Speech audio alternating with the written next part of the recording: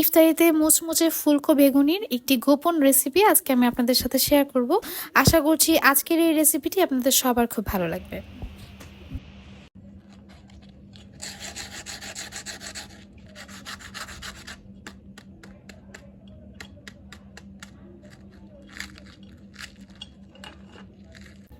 অনেক অনেক টিপস সহ একদম পারফেক্ট একটি বেগুনির রেসিপি আজকে আপনাদের সাথে শেয়ার করব।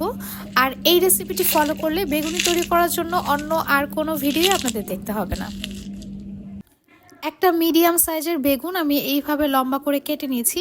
আর বেগুনগুলোকে কাটার পর আমি লবণ পানিতে এগুলোকে ভিজিয়ে রেখেছিলাম 5 থেকে 6 মিনিটের মতো। 5 থেকে 6 মিনিট পর এখন বেগুনগুলোকে আমি পানি থেকে তুলে একটা টিস্যু পেপারের মধ্যে এভাবে রাখবো। আর আরেকটা টিস্যু দিয়ে বেগুনগুলোকে এভাবে চেপে চেপে সম্পূর্ণ পানিগুলো বেগুন থেকে শুকিয়ে ফেলবো। বেগুনি তৈরি করার আগে অবশ্যই এই স্টেপটি করে নিতে হবে, তাহলে আপনাদের বেগুনিটি কিন্তু পারফেক্ট হবে। বেসনের ব্যাটার তৈরি করার জন্য আমি এখানে 1 কাপ পরিমাণ বেসন নিয়েছি। তার সাথে অ্যাড করছি হাফ কাপ পরিমাণ অ্যারারুট। কর্নফ্লাওয়ারের দামটা কিন্তু বাজারে একটু বেশি, অ্যারারুটটা কিন্তু আপনারা খুব কম দামেই পেয়ে যাবেন। আমি যে পরিমাণ অ্যারারুট দিয়েছি তার অর্ধেকটা ময়দা এখানে অ্যাড করছি। এখন সব কিছুকে একটা চালনির মধ্যে এইভাবে ছেঁকে নেব। এই মেজারমেন্টগুলো কিন্তু অবশ্যই মাথায় রাখবেন। ছেঁকে নেওয়ার পর এই বাকি অংশগুলোকে আমি ফেলে দেব। 1 চা চামচ পরিমাণ আদা রসুন বাটা, 1 চা চামচ পরিমাণ মরিচ গুঁড়ো, হাফ চা চামচ পরিমাণ ধনিয়া গুঁড়ো এবং 1 চা চামচ পরিমাণ টালা জিরার গুঁড়ো দিয়ে দিচ্ছি। তার সাথে অ্যাড করছি সামান্য পরিমাণে হলুদ গুঁড়ো, দিয়ে দিচ্ছি স্বাদ মতো লবণ। এখন এখানে অ্যাড করব ভরে ভরে 1 চা চামচ পরিমাণ বেকিং পাউডার। অল্প অল্প করে পানি দিয়ে এখন একটা ব্যাটার তৈরি করে নেব। আর এই ব্যাটারটা কিন্তু একটু ঘন হবে এবং এই ব্যাটারটাকে অনেকক্ষণ পর্যন্ত এভাবে মিশিয়ে নিতে হবে, এতে করে ব্যাটারের মধ্যে বাতাস ঢুকে ব্যাটারটা যখন ভাজবেন তখন অনেক ফুলকো হবে। আমি অল্প অল্প করে পানি দিয়ে কিন্তু এই ব্যাটারটা তৈরি করছি। আমি প্রতিবার প্রায় 1 টেবিল চামচ অথবা 2 টেবিল চামচ পরিমাণের মতো পানি দিয়ে কিন্তু এই ব্যাটারটা তৈরি করে নেব। বেসনের এই ব্যাটারটা তৈরি করার সময় পানির পরিমাণটা কিন্তু খুব বুঝে দিতে হবে। আপনারা প্রথমেই কিন্তু অনেক বেশি পানি দিয়ে ব্যাটারটা তৈরি করতে যাবেন না। আমার মতো এইরকম অল্প অল্প করে পানি দিয়ে এই ব্যাটারটা তৈরি করে নিতে হবে। আর ব্যাটারটা যেহেতু একটু ঘন রাখবো, এই জন্য প্রতিবারই কিন্তু অল্প পানি অ্যাড করে তারপর ব্যাটারটা তৈরি করতে হবে। আমি এই ব্যাটারটাকে প্রায় 7 থেকে 8 মিনিটের মতো এভাবে বিট করে নিয়েছিলাম।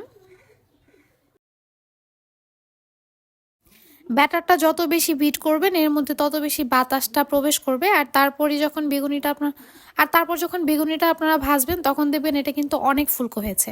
আর ব্যাটারটার কনসিস্টেন্সি কেমন হবে আমি আপনাদেরকে একটু দেখিয়ে দিচ্ছি আর সাথে সাথে বলেও দিচ্ছি। হাতের মধ্যে এভাবে নেওয়ার পর যখন দেখবেন ব্যাটারটা ফোটা ফোটা পড়ার পর এটা আর পড়ছে না, হাতের মধ্যে এভাবে লেগে থাকছে, তখন বুঝতে হবে এটা একদম পারফেক্টলি তৈরি হয়ে গিয়েছে। একদম ফুটন্ত গরম তেল দিয়ে দিয়েছি 1 টেবিল চামচ পরিমাণ, আর সেটাকেও কিন্তু এই ব্যাটারের মধ্যে খুব ভালোভাবে আমি মিশিয়ে নিয়েছি। এখন একটা বেগুনকে খুব ভালোভাবে ব্যাটারের মধ্যে ডিপ করে আমি এখন গরম তেলের মধ্যে এই বেগুনিটা ছেড়ে দেব। তেলটাকে অবশ্যই খুব ভালোভাবে গরম করে তারপর চুলার আঁচটা মিডিয়াম টু লোতে রেখে এই বেগুনিগুলোকে ভেজে নিতে হবে। তেলটা যদি ঠিকমতো গরম না হয় সেক্ষেত্রে কিন্তু বেগুনিগুলো ফুলবে না, তাই বেগুনি ভাজার ক্ষেত্রে তেলটাকেও কিন্তু খুব ভালোভাবে গরম করে নিতে হবে। এইভাবে করে আমি প্রত্যেকটা বেগুনি ভেজে নেব। আর দেখতেই পারছেন বেগুনিগুলো কতটা ফুলকো হয়েছে।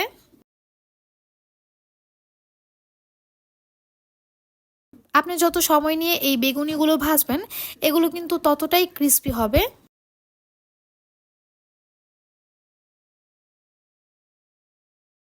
বেগুনিটাকে তেলের মধ্যে ছাড়ার পর এইভাবে চামচ দিয়ে এটার উপরে এইভাবে তেল ছিটিয়ে দিতে হবে, এতে করে ওপরটাও খুব ভালোভাবে ফুলকো হয়ে যাবে। আমি এভাবেই কিন্তু সবগুলো বেগুনি ভেজে নিচ্ছি আর প্রত্যেকটা বেগুনি কিন্তু ফুলকো হয়েছে। আর কেমন মুচমুচে হয়েছে সেটা কিন্তু ভিডিওর প্রথমেই আপনারা দেখেছেন। এইভাবে বেগুনি ভাজলে এটা প্রায় 1 ঘন্টার মতো মুচমুচে থাকবে। তবে এর বেশি কিন্তু কোনো বেগুনি মুচমুচে থাকে না।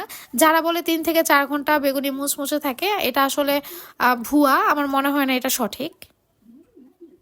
আশা করছি আজকের রেসিপিটি আপনাদের সবার খুব ভালো লেগেছে। আর রেসিপিগুলো ভালো লেগে থাকলে অবশ্যই আমার চ্যানেলটি সাবস্ক্রাইব করে যাবেন এবং লাইক শেয়ার কমেন্ট করে আমার পাশে থাকবেন।